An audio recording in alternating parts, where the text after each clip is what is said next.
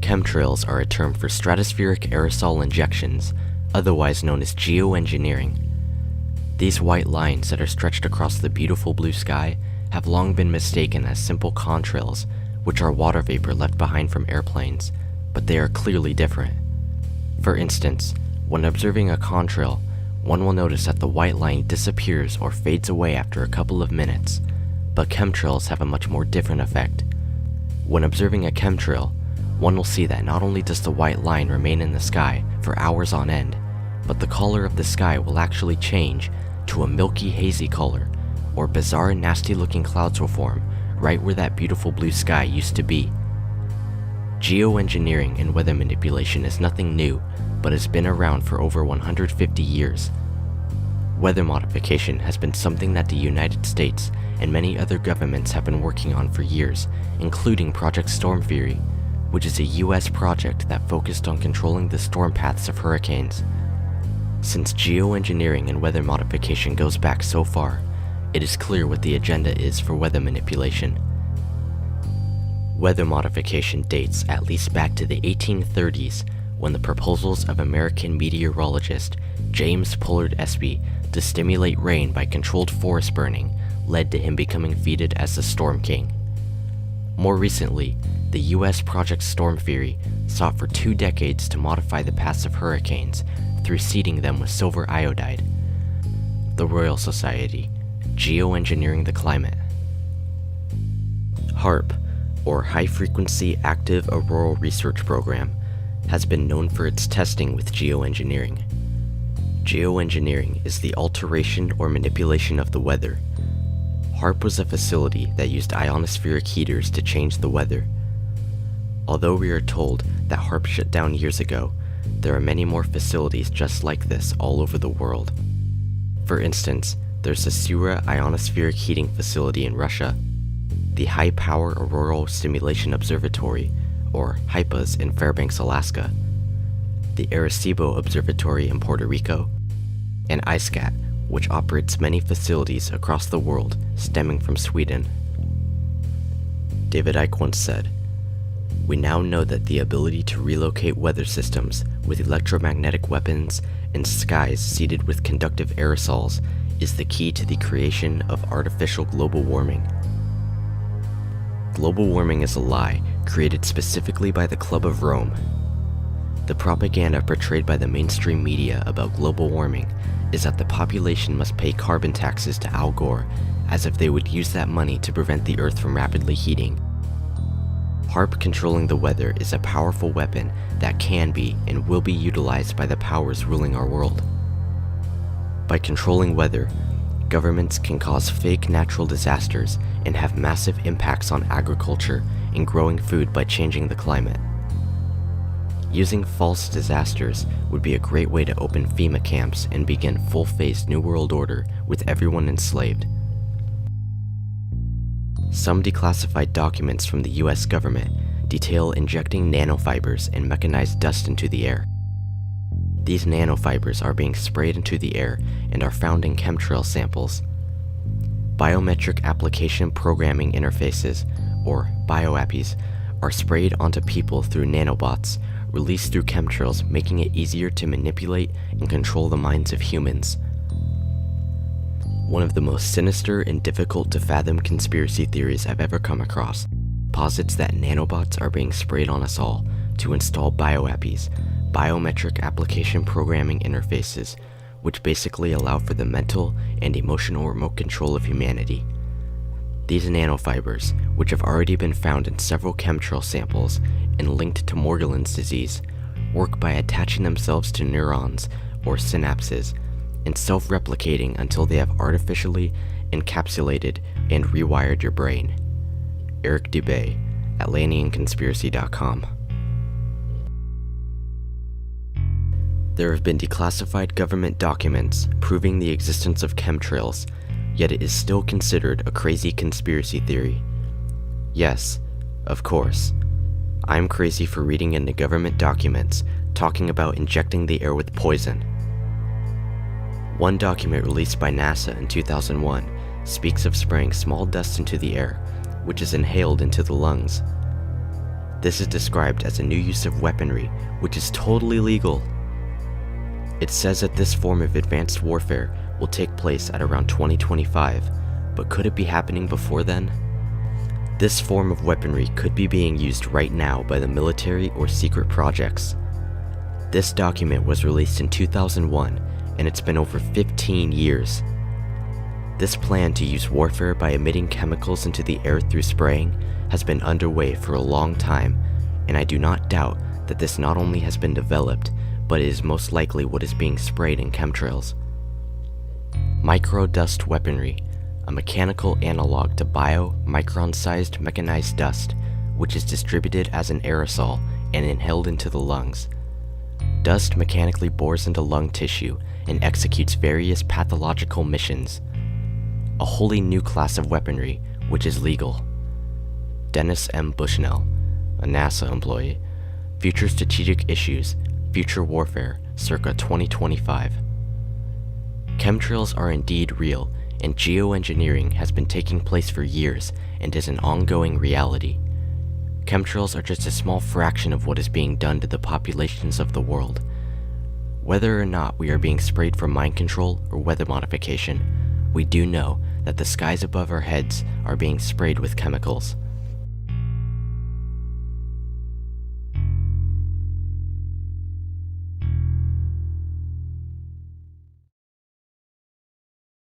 Just a question, do you know what is a chemtrail? The what? A chemtrail. I do know what a chemtrail is. Yeah, and is it true? Well, there's a big debate. No, but do you believe it? I don't know. Well, I don't have enough information for that. Okay. Yeah, but because I saw a lot of videos on the internet, and it really looks believable. Well, it's arguable both ways, I think. Yeah? Depends on which side you're on, but... Yeah. But what is your personal opinion of it? I think there's part of truth. Part of truth, yeah. Yeah. Yeah, we should investigate this, because when it's true, imagine so many people, they suffer of this. Okay. Yeah, it's a necessary evil, as you could say. Yeah. Okay, thank you so much. Have a good day, sir. You too. Thank you. Aircraft making a condensation trail is very similar in many ways to when you go outside on a cold day and exhale. You create a condensation trail. That little cloud is a condensation trail. Now, if you take a 2-mile walk on a cold day and you can turn around and you can see your condensation trail tracking all the way back for 2 miles. That's how crazy it is to think that what we're looking in the sky is actually condensation trails. The contrails, not the chemical, the contrails occur because of cold air, minus 30. It takes high altitude, around 30,000 feet plus. There's carbon dioxide and water vapor in that exhaust. That turns to ice crystals, and that's what you see, the white stream behind it. Those white crystals of ice warm up, dissolve, and the smoke goes away. And it never lasts more than a minute. What we're seeing now, and I first could not believe it, and I started looking at the skies, and these are not normal. They're not natural. There's something going on. I don't know who it is or why they're doing it. All I can testify is it's not natural and it's not normal. It's got to be some outside influence doing that. Thank you. I'm here to give you testimony that chemtrails, they're not contrails, are indeed real. They're spraying almost every day. I watch the clouds and watch the spraying program going on. I want to tell you that we're in very great danger from the pollution that's coming down over us. And we've been led astray by the military-industrial complex, and they're responsible for the cloud's creation and weather manipulation programs. They're dark operations. That's why they're not out in the media. I look around and I see people are starting to look up and see this. Many times I've spoken about chemtrails, and I get this blank look on my face. What are you talking about? I'm saying, look up. As a pilot, before I fly, I look up. And so, boy, they're really out there working. When you look up at the sun and you see a white haze, that is aluminum floating in the air right now, and it's coming from the aircraft. There's a huge amount of aluminum being found because these sprays have aluminum, strontium, barium, manganese, and there's a lot of argument that aluminum is very common to be found, but aluminum is only common in a bonded form. It's not common in a free form, and we're finding high rates of free aluminum in the soil, which is not natural. The metal compounds that are being used are environmentally dangerous. We need to be monitoring them. We need to be testing them. Okay, these previous guys, I've watched exactly what they do, and yes, they are correct. I've seen exactly the same stuff, so ditto marks on those.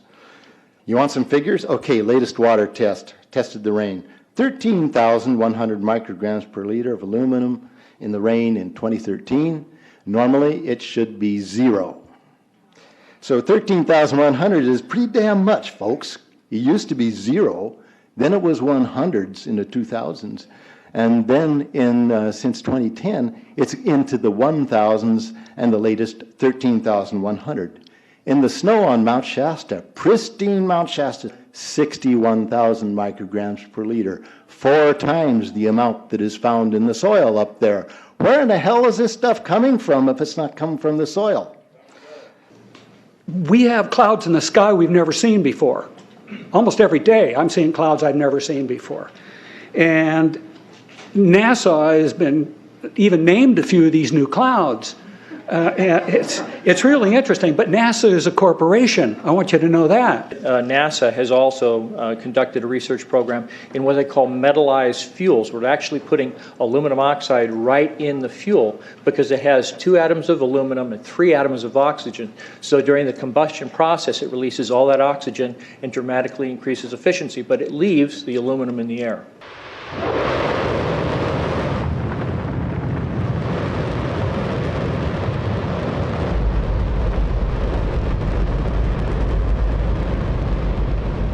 Don't worry if you can't hear what I'm saying. I couldn't even hear myself. This is the loudest sound you could possibly conceive. And, as it turns out, the cleanest.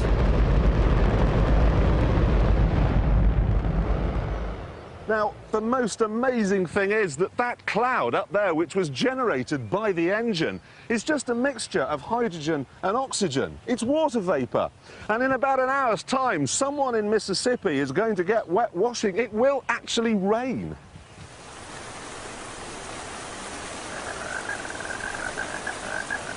I told you! It's raining! That's unbelievable! Oh. NASA's playing God.